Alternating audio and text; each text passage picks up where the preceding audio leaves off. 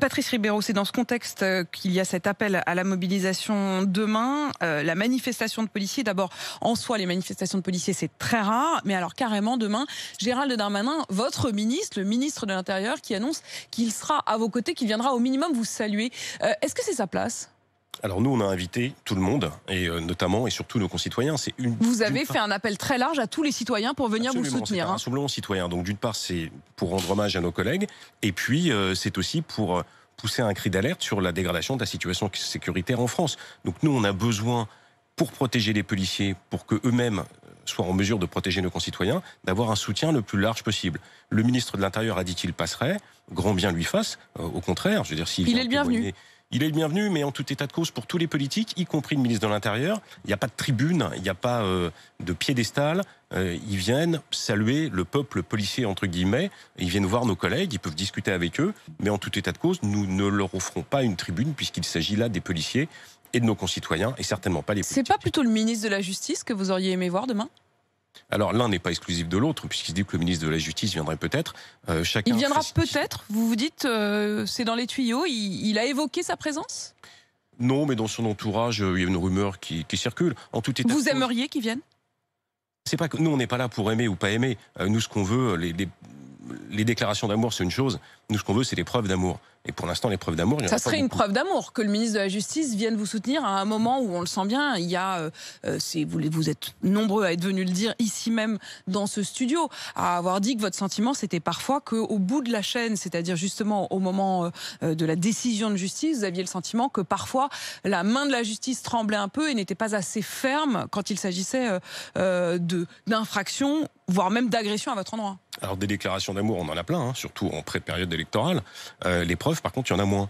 Et Éric Dupond-Moretti est le premier à nous expliquer qu'on ne peut pas changer telle et telle chose. Notamment, nous, ce que nous demandons, c'était la peine planchée pour avoir une célérité, une sévérité de principe sur des gens qui sont prêts, nos policiers. C'est pas la peine de nous expliquer qu'on va mettre 30 ans de perpétuité pour des gens qui tuent des policiers. Ça existe déjà. Nous, ce qu'on demande, c'est ce qui se passe en bas du spectre. C'est ce qui pourrit aujourd'hui la vie de nos collègues et c'est ce qui pourrit la vie de nos concitoyens. C'est-à-dire ?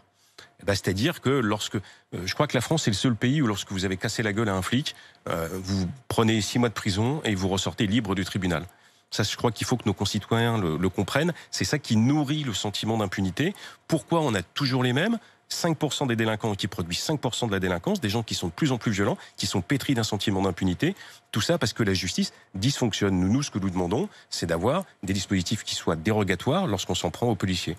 Donc les promesses qui sont faites avec la fin du rappel à la loi, les peines de sûreté augmentées de 20 à 30 ans, la limitation stricte des remises de peine, tout ça, en fait, vous vous dites, si on commençait déjà par appliquer ce qui existe, ça suffirait ? Oui, parce que ça va dans le bon sens. Mais si on n'applique pas les dispositifs existants, et notamment le fait de pouvoir aménager toutes les peines, en deçà de 2 ans de prison, eh bien, ça n'aura pas de sens. J'imagine que vous avez vu cette tribune qui a été signée par d'anciens policiers, après la tribune des anciens militaires, après la tribune des militaires de l'active. Il y a désormais la tribune des policiers à la retraite, avec à peu près le même vocabulaire et le même champ lexical que pour les militaires, qui parlent de chaos, qui parlent de guerre civile. Je cite cette tribune.